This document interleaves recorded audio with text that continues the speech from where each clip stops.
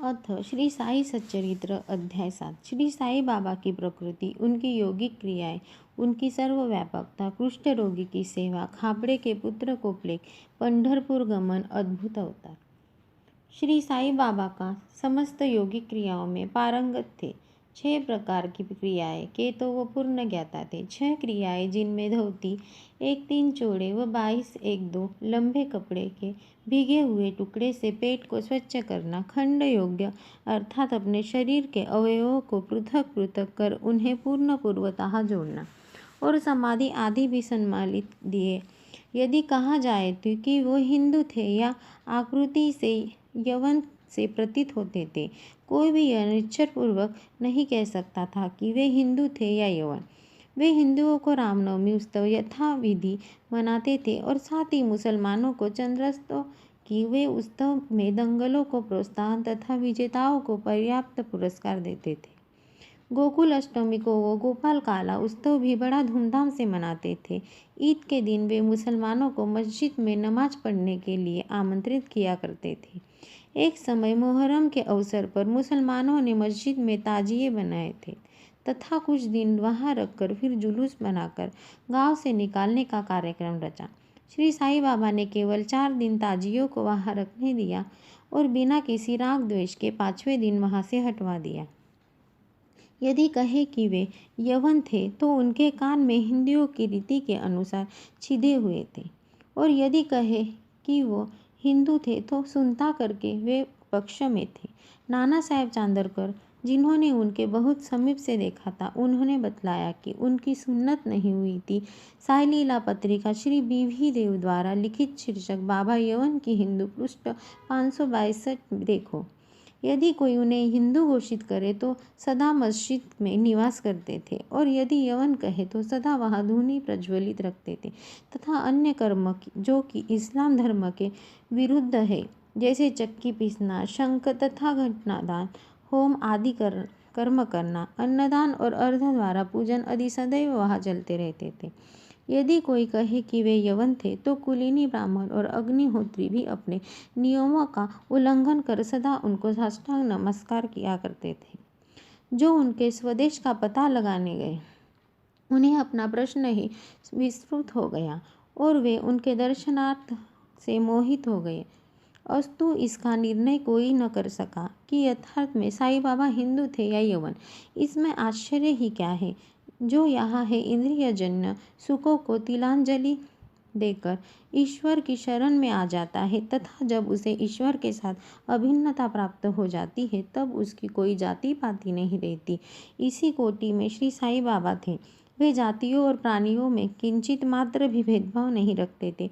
फकीरों के साथ वे आमिष और मछली का सेवन भी कर लेते थे। कुत्ते भी उनके भोजन पात्र में मुंह डालकर स्वतंत्रता पूर्वक खाते थे, परंतु उन्होंने कभी कोई भी आपत्ति नहीं की। ऐसा अपूर्व और अद्भुत साई बाबा का अवतार था। गत जन्मों के शुभ संस्कारों के परिणाम स्वरूप मुझे भी उनके श्री चरणों के समीप बैठने और उनका सत्संग लाभ उठाने का सौभाग्य प्राप्त हुआ। मुझे जिस आनंद का सुख का अनुभव हुआ उसका वर्णन मैं किस प्रकार कर सकता हूँ। यथार्थ में बाबा अखंड सच्चिदानंद थे। उनकी महानता और आदियता का बखान कौन कर सकता है। जिसने उनके श्री चरण कमलों की शरण ली उसे साक्षात की प्राप्ति हुई। अनेक सन्यासी, साधक और अन्य मुमुक्ष जन भी श्री साई बाबा के पास आया करते थे। बाबा भी सदैव उनके साथ चलते फिरते, उठते बैठते, उनसे वार्तालाप कर उनका चित्तरंजन किया करते थे। अल्लाह मालिक सदैव उनके होठों पर था। वे कभी भी विवाद और मतभेद में नहीं पड़ते थे तथा सदा शांत और स्थिर रहते थे, परंतु कभी कभी वे क्रोधित हो जाया करते थे। वे सदैव ही वेदांत की शिक्षा दिया करते थे। कोई भी अंत तक न जान सका कि श्री साई बाबा वास्तव में कौन थे।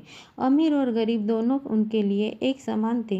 वे लोगों के गुनाह व्यापार को पूर्णतः जानते थे, और जब वे गहरा रहस्य स्पष्ट करते थे तो सब विस्मित हो जाते थे। स्वयं ज्ञानतावार होकर भी वे सदैव अज्ञानता का प्रदर्शन किया करते थे। उन्हें आदर सत्कार से सदैव अरुचि थी। इस प्रकार का श्री साई बाबा का वैशिष्ट्य था। थे शरीरधारी, परंतु कर्मों से उनकी ईश्वरीयता स्पष्ट झलकती थी। शिरडी के सकल नर नारी उन्हें परब्रह्मा ही मानते थे। विशेष श्री साईं बाबा के एक अंतरंग भक्त मालसापति, जो कि बाबा के साथ मस्जिद तथा चावड़ी से शयन करते थे, उन्हें बाबा ने बताया था कि मेरा जन्म पाथर्डी के एक ब्राह्मण परिवार में हुआ था। मेरे माता पिता ने मुझे बाल्यावस्था में ही फकीर को सौंप दिया था। जब यह चर्चा चल रही थी, तभी पाथर्डी से कुछ लोग वहां आए तथा बाबा ने उनसे कुछ लोगों के संबंध से पूछताछ भी की। श्रीमती काशीबाई काटनकर, पूना की एक प्रसिद्ध विदुषी महिला, ने साई लीला पत्रिका भाग 2 सन 1934 के पृष्ठ भाग 97 पर अनुभव 5 में प्रकाशित किया है कि बाबा के चमत्कारों को सुनकर हम लोग अपनी ब्रह्मवादी संस्था की पद्धति के अनुसार विवेचन कर रहे थे। विवाद का विषय था कि श्री साईं बाबा ब्रह्मवादी है या वाम मार्गी।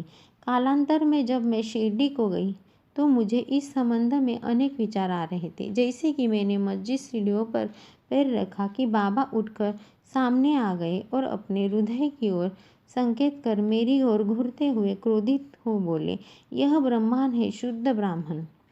इसे वाम मार्ग से क्या प्रयोजन? यहाँ कोई भी यवन प्रवेश करने में दुस्साहस नहीं कर सकता और न ही वह करे। पुनर्तः अपने हृदय की ओर इंगित करते हुए बोले, यह ब्राह्मण लाखों मनुष्य का प्रथम दर्शन कर सकता है और उनको अपाद्य वस्तु की प्राप्ति कर सकता है। यह ब्राह्मण की मस्जिद है। मैं यहाँ की वाममार्गी की छाया भी न पड़ने दूंगा। बाबा की प्रकृति। मैं मूर्ख जो हूँ, श्री साईं बाबा की अद्भुत लीलाओं का वर्णन नहीं कर सकता। शिरडी के प्राय समस्त मंदिरों का उन्होंने जीर्णोद्धार किया। श्री तात्या पाटिल के द्वारा शनि, गणपति, शंकर पार्वती, ग्राम देवता और हनुमान जी यदि के मंदिर ठीक करवाए। उनका दान भी विलक्षण था। दक्षिण के रूपा में जो धन एकत्रित होता था, उसमें से वे किसी को 20 रुपये, किसी को 15 रुपये या किसी को 50 रुपये, इसी प्रकार प्रतिनिधि स्वच्छंदतापूर्वक विवरण कर देते थे। प्राप्तिकर्ता उसे शुद्ध दान समझता था। बाबा की भी सदैव यही इच्छा थी कि उसका उपयुक्त रीति से व्यय किया जाए। बाबा के दर्शन से भक्तों को अनेक प्रकार का लाभ पहुंचता था। उनके निष्कपट और स्वस्थ बन गए। दुष्टात्मा पुण्याला में परिणय हो गया। उनके कुष्ठ रोग से मुक्त हो गए और उनके वो मनोवंचित फल की प्राप्ति हो गई। बिना कोई रस या औषधि सेवन किए बहुत से अंधों को पुनर्दृष्टि प्राप्त हो गई। पंगुओं की पंगुता नष्ट हो गई। कोई भी उनकी महानता का अंत न पा सका। उनकी कीर्ति दूर दूर तक फैलती गई और भिन्न भिन्न स्थानों को यात्रियों के झुंड शिरडी आने लगे। बाबा सदा घूनी के पास ही आसन जमाए रखते थे और वही विश्राम किया करते थे। वे कभी स्नान करते और कभी स्नान के लिए बिना ही समाधि में लिए रहते थे। वे सिर पर एक छोटी सी साफी, कमर में एक धोती और तन ढकने के लिए एक अंगारखा धारण करते थे। प्रारंभ से ही उनकी वेशभूषा इसी प्रकार थी। अपने जीवन काल के पूर्वाधार में वो गांव में चिकित्सा कार्य भी किया करते थे। रोगियों का निदान कर उन्हें औषधि भी देते थे और उनके हाथ में अपरिमित यश था। इस कारण से वे अल्पकाल में ही योग्य चिकित्सक विख्यात हो गए। यहाँ केवल एक ही घटना का उल्लेख किया जाता है जो बड़ी विचित्र सी है। विलक्षण नेत्र चिकित्सा। एक भक्त की आंखें बहुत लाल हो गई थी। उन पर सूजन भी आ गई थी। शिरडी सरी के छोटे ग्राम डॉक्टर कहा। तब भक्तगण ने रोगी के बाबा के समक्ष उपस्थित किया। इस प्रकार की पीड़ा में डॉक्टर प्रायलेप, मरहम, अंजन, गाय का दूध तथा कापूर युक्त औषधियों का प्रयोग में लाते थे, पर बाबा की औषधि तो सर्वदा ही भिन्न थी। उन्होंने मिलाया, पीस कर उसकी 2 गोलियां बनाई और रोगी के नेत्रों में एक एक गोली चिपकाकर कपड़े की पट्टी से बांध डाली। दूसरे दिन पट्टी हटाकर नेत्रों के जल के छींटे छोड़ गए। सूजन कम हो गई और नेत्र प्राय निरोगी हो गए। नेत्र शरीर का एक अति सुकोमल अंग है, परंतु बाबा की औषधि से कोई हानि नहीं पहुंची। वरन नेत्रों की व्याधि दूर हो गई। इस प्रकार अनेक रोगी निरोगी हो गए। यह घटना तो केवल उदाहरण स्वरूप ही है लिखी गई है। बाबा की योगिक क्रियाएं। बाबा को समस्त योगिक प्रयोग और क्रियाएं ज्ञात थी। उसमें से केवल 2 का ही उल्लेख यहाँ किया जाता है। धोती क्रिया, आते स्वच्छ करने की क्रिया। प्रति तीसरे दिन बाबा मस्जिद से पर्याप्त दूरी पर एक वट वृक्ष के नीचे किया करते थे। एक अवसर पर लोगों ने देखा कि उन्होंने अपनी आंतों को उधर से बाहर निकालकर उन्हें चारों ओर से स्वच्छ किया और समीप के वृक्ष पर सूखने के लिए रख दिया। शिरडी में इस घटना की पुष्टि करने वाले लोग अभी भी जीवित हैं। उन्होंने इस सत्य को परीक्षा भी की थी। साधारण धोती क्रिया 3 चौड़े व 22 1-2 फुट लंबे गीले कपड़े के टुकड़े से की जाती है। इस कपड़े को मुंह के द्वारा उदर में उतार लिया जाता है तथा उसे लगभग आधा घंटे तक रखे रहते हैं ताकि उसका पूरा प्रभाव हो जाए। तत्पश्चात उसे बाहर निकाल लेते हैं। पर बाबा की यह धोती क्रिया सर्वदा विचित्र और असाधारण थी। खंड योग। एक समय बाबा ने अपने शरीर के अवयव पृथक पृथक कर मस्जिद के भिन्न भिन्न स्थानों में बिखेर दिए। अकस्मात उसी दिन एक महाशय मस्जिद के पधारे और अंगों को इस प्रकार यहाँ वहाँ बिखर देखकर बहुत ही भयभीत हुए। पहले उनकी इच्छा हुई कि लौटकर ग्राम अधिकारियों के पास यह सूचना भिजवा दी जाए कि किसी ने बाबा का खून कर उनके टुकड़े टुकड़े कर दिए, परंतु सूचना देने वाला ही पहले पकड़ा गया। यह सोचकर वे मौन रहे। दूसरे दिन जब वे मस्जिद में गए तो बाबा ने पूर्वतः दृष्ट पुष्ट और स्वच्छ देखकर उन्हें बड़ा विस्मय हुआ। उन्हें ऐसा लगा कि पिछले दिन वह दृश्य देखा था वह कहीं स्वप्न तो नहीं था। बाबा का बाल्यकाल से भी यौगिक क्रियाएं किया करते थे और उन्हें जो अवस्था प्राप्त हो चुकी थी उसका सत्य ज्ञान किसी को भी नहीं था। चिकित्सा के नाम में उन्होंने कभी किसी के एक पैसा भी स्वीकार नहीं किया। अपने उत्तम लोकप्रिय गुणों के कारण उनकी कीर्ति दूर तक फैल गई। उन्होंने अनेक निर्धन को रोगियों को स्वास्थ्य प्रदान किया। इस प्रसिद्ध डॉक्टर के डॉक्टर मसीहों के मसीहा ने कभी अपने स्वार्थ की चिंता न कर उनके विघ्नों का सामना किया तथा स्वच्छ असहनीय वेदना और कष्ट सहन सदैव दूसरों की भलाई की और उन्हें विपत्तियों से सहायता पहुंचाई। वे सदा पर कल्याणार्थ चिंतित रहते थे। ऐसी ही एक घटना नीचे लिखी जाती है जो उनकी सर्वव्यापकता तथा महान दयालुता की द्योतक है। बाबा की सर्वव्यापकता और दयालुता। सन 1910 में बाबा दिवाली के शुभ अवसर पर धूनी के समीप बैठे हुए अग्नि ताप रहे थे तथा साथ ही धूनी में लकड़ी भी डाले जा रहे थे। धूनी प्रचंड से प्रज्वलित थी। कुछ समय पश्चात उन्होंने लकड़ियों डालने के बदले अपना हाथ धूनी में डाल दिया। हाथ बुरी तरह से झुलसा गया। नौकर माधव तथा माधवराव देशपांडे ने बाबा को धूनी में हाथ डालते देखा। तुरंत दौड़कर उन्हें बलपूर्वक पीछे खींच लिया। माधवराव ने बाबा से कहा, देवा, आपने ऐसा क्यों किया? बाबा सावधान होकर कहने लगे, यहाँ से कुछ दूरी पर एक लोहारिन जब भट्टी धोक रही थी उसी समय उसके पति ने उसे बुलाया। कमर से बांध हुए शिशु का ध्यान छोड़ वह शीघ्रता से वहां दौड़कर आई। अभाग्यवश शिशु फिसल कर भट्टी में गिर पड़ा। मैंने तुरंत भट्टी में हाथ डालकर शिशु के प्राण बचा लिए। मुझे अपनी हाथें जल जाने का कोई दुख नहीं है, परंतु मुझे हर्ष है कि एक मासूम शिशु का प्राण बच गया। कुछ रोगी की सेवा। कुष्ठ रोगी की सेवा। माधवराव देशपांडे के द्वारा बाबा का हाथ जल जाने का समाचार पाकर श्री नाना साहेब चांदोरकर बम्बई के सुप्रसिद्ध डॉक्टर श्री परमानंद के साथ दवाइयाँ ले तथा पट्टियाँ आदि साथ लेकर शीघ्रता से शिरडी को आए। उन्होंने बाबा से डॉक्टर परमानंद को हाथ की परीक्षा करने और जले हुए स्नान में दवा लगाने की अनुमति मांगी। यह प्रार्थना अस्वीकृत हो गई। हाथ जल जाने के पश्चात एक कुष्ठ पीड़ित भक्त भागोजी शिंदे उनके हाथ पर सदैव पट्टी बांधते थे। उनका कार्य था प्रतिदिन जले हुए स्नान पर घी मलम और उसके ऊपर एक पत्ता रखकर पट्टियों से उसे पूर्णतः पूर्वस्त बांध कर देना, घाव शीघ्र भर जाए। इसके लिए नाना साहेब चांदोरकर ने पट्टी छोड़ने तथा डॉक्टर परमानंद से जांच व चिकित्सा कराने का बाबा से बारंबार अनुरोध किया। यहाँ तक कि वो डॉक्टर परमानंद ने भी अनेक बार प्रार्थना की, परंतु बाबा ने यह कहते हुए टाल दिया कि केवल अल्लाह ही मेरा डॉक्टर है। उन्होंने हाथ की परीक्षा करवाना अस्वीकार कर दिया। डॉक्टर परमानंद की दवाइयाँ शिरडी के वायुमंडल में न खुल सकी और न उनका उपयोग ही हो सका। फिर भी डॉक्टर साहब का परम भाग्य था जो उन्होंने बाबा के श्री दर्शन का लाभ हुआ। भागोजी को दवा लगाने की अनुमति मिल गई। कुछ दिनों के उपरांत जब घाव भर गया तब सब भक्त सुखी हो गए, परंतु यह किसी को भी ज्ञात न हो सका कि कुछ पीड़ा अवशेष रही थी। यहाँ नहीं, प्रतिदिन प्रातःकाल वही क्रम घृत से हाथों की मालिश और पूर्णतः कसकर पट्टी बांधना श्री साईं बाबा की समाधि पर्याप्त नहीं थी, परंतु भक्तों के प्रेमवश उन्होंने भागोजी की यह सेवा अर्थात उपासना निर्विघ्न स्वीकार की थी। जब बाबा को लेंडी को जाते तो भागोजी छाता लेकर उनके साथ ही जाते थे।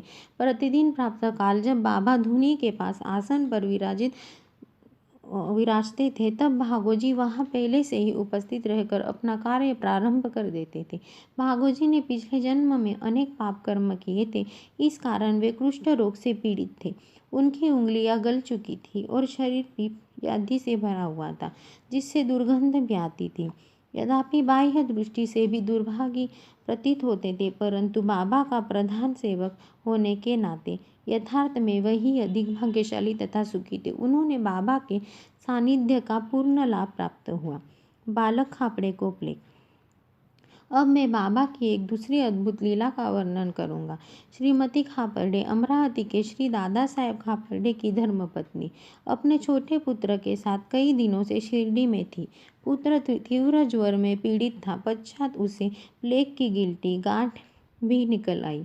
श्रीमती खापर्डे भयभीत तो बहुत घबराने लगी तो अमरावती और लौटे जाने का विचार करने लगे। संध्या समय जब बाबा वायु सेवन के लिए वाड़े, अब जो समाधि मंदिर कहा जाता है, के पास जा रहे थे, तब उन्होंने उनसे लौटने की अनुमति मांगी तथा कंपित स्वर में कहने लगी कि मेरा प्रिय पुत्र प्लेग से ग्रस्त हो गया है, अतः अब मैं घर लौटना चाहती हूँ। प्रेम पूर्वक उनका समाधान करते हुए बाबा ने कहा, आकाश में बहुत बादल छाए हुए हैं, उनके हटते ही आकाश पूर्वतः स्वच्छ हो जाएगा। ऐसा कहते हुए उन्होंने अपनी कमर एक अपनी कफनी ऊपर उठाई और वहां से उपस्थित सभी लोगों को 4 अंडों के बराबर गिल्टियां दियाकर कहा, देखो मुझे अपने भक्तों के लिए कितना कष्ट उठाना पड़ता है। उनके कष्ट मेरे ही यह विचित्र और असाधारण लीला देखकर लोगों को विश्वास हो गया है कि संतों को अपने भक्तों के लिए किस प्रकार कष्ट सहन करने पड़ते हैं। संतों का हृदय मोम से भी नरम तथा अंतर्बाह्य मक्खन जैसा कोमल होता है। वे अवकारण भी भक्तों से प्रेम करते हैं, उन्हें अपना निजी संबंधी समझते हैं। पंढरपुर गमन और निवास। बाबा अपने भक्तों से कितना प्रेम करते थे और किसी प्रकार उनकी समस्त इच्छाओं तथा समाचारों को पहले से ही जान लेते थे, इसका वर्णन मैं यह अध्याय में समाप्त करूंगा। नाना साहेब चांदोरकर बाबा के परम भक्त थे। वह खानदेश में नंदुरबार के मामलतदार थे। उनका पंढरपुर को स्थानांतर हो गया और श्री साईं बाबा की भक्ति उन्हें सफल हो गई, क्योंकि उन्हें पंढरपुर जो भयभूत पृष्ठ पृथ्वी का स्वर्ग सदृश की समझा जाता था, उसमें रहने का अवसर प्राप्त हो गया। नाना साहेब को शीघ्र ही कार्यभार संभालना था, इसलिए वे किसी को पूर्व पत्र या सूचना दिए बिना ही शीघ्रता से शिरडी को रवाना हो गए।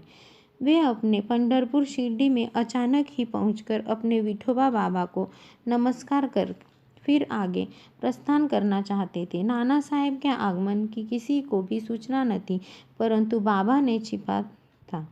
वे तो सर्वज्ञ थे। जैसे ही नाना साहेब निमगांव पहुंचे तो शिरडी से ही कुछ ही दूरी पर है। बाबा पास बैठे हुए महालसापति अप्पा शिंदे और काशीराम से वार्तालाप कर रहे थे। उसी समय मस्जिद में संबद्धता छा गई और बाबा ने अचानक ही कहा, चलो चारों मिलकर भजन करें। पंढरपुर के द्वार खुले हुए हैं, यह भजन प्रेमपूर्वक गाय। पंढरपूरला जायचे जायचे, तिथेच मजला राहायचे, तिथेच मजला राहायचे, घर ते माझ्या रायाचे, सब मिलकर गाने लगे। भावार्थ, मुझे पंढरपुर जाकर वही रहना है, क्योंकि वह मेरा स्वामी ईश्वर का घर है। बाबा गाते जाते और भक्तगान उसे दोहराते जाते। कुछ समय में नाना साहेब ने वहां सहकुटुंब पहुंचकर बाबा को प्रणाम किया। उन्होंने बाबा से पंढरपुर को साथ घर पधारने का तथा वहां निवास करने की प्रार्थना की। पाठकों को अब इस प्रार्थना की आवश्यकता ही कहाँ थी। भक्तगण ने नाना साहेब को बतलाया कि बाबा पंढरपुर निवास के भाव में पहले से ही है। यह सुनकर नाना साहेब द्रवित हो श्री चरणों पर गिर पड़े और बाबा की आज्ञा उदी तथा आशीर्वाद प्राप्त कर वे पंढरपुर को रवाना हो गए। बाबा की कथाएं अनंत है। अन्य विषय जैसे मानव जन्म का महत्व, बाबा का भिक्षावृत्ति पर निर्वाह, वाइजाजबाई की सेवा तथा अन्य कथाओं को अगले अध्याय के लिए शेष रखकर अब मुझे यह विश्राम करना चाहिए। श्री सद्गुरु साईनाथार्पणमस्तु। शुभ भवतु।